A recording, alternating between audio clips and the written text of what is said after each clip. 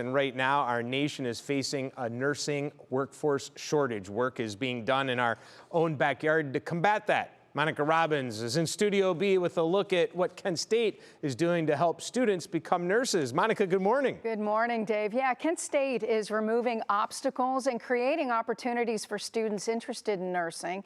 And Dr. Tracey Motter is the Associate Dean of Academic Affairs at Kent State's College of Nursing. Thank you so much for being here. Good morning. So how are you opening this up? How are you removing obstacles to attract more students into nursing? Yeah, so Kent State has the traditional four-year path, the accelerated path, and then an LPN and allied health path.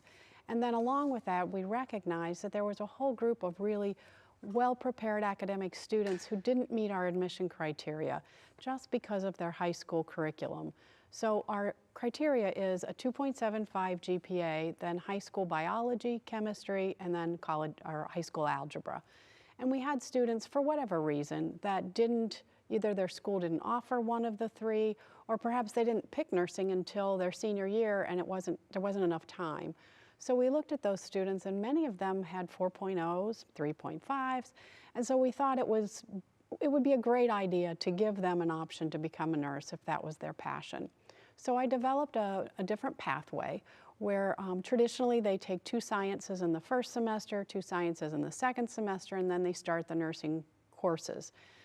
For these students, if they've not had any exposure to those courses before, it makes it really difficult to be successful at the rate that we take things in college. So what we decided is we made a plan where they take 1 science at a time, and then along with all their gen ed courses, and then they take the nursing courses a little bit quicker at the last junior and senior year. Now, this progression is very flexible, so if they do really well the first semester and they want to double up, that's fine. We admit every semester, so there's no lag in time. But if they do this traditional one science every semester, they would have to take a summer course in between their junior and senior year, but then they'd be right on track to graduate in 4 years. Wow. So one of the big things that's changing in the industry, the healthcare industry especially, is artificial intelligence. How are you incorporating AI into classwork relating to nursing? So that's a ongoing process. As you know, we want to make sure that the students know what they need to know. So we're trying to figure out the best way, and we're using a lot of webinars, a lot of experts in our teachings, and we're trying to figure out what's the best way to help them learn how to use AI to augment their learning.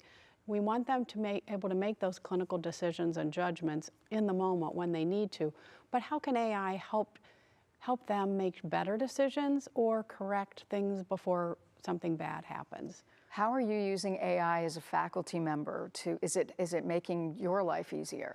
Absolutely. So as long as you feed it the right information, it can organize your thoughts for you, it can outline a lecture for you. One of the things, we do a lot of online lectures, so we use AI to do the voiceover. And so that helps students because they hear the same voice for the whole course. So if you get used to someone's speed and intonation, then it makes it easier for them to learn as well. One of the things that's happening is that when they get into the field, everybody is using AI. It's still at the beginning stages, but what are you expecting that they're going to know coming in and then what they're going to have to know going out? So we do have a brand new sim lab, and we're embedding AI in there. We have VR technology where the mannequins actually talk to you like you and I are talking. So if I ask you what the president is, the mannequin will tell, or the patient will tell you the same thing.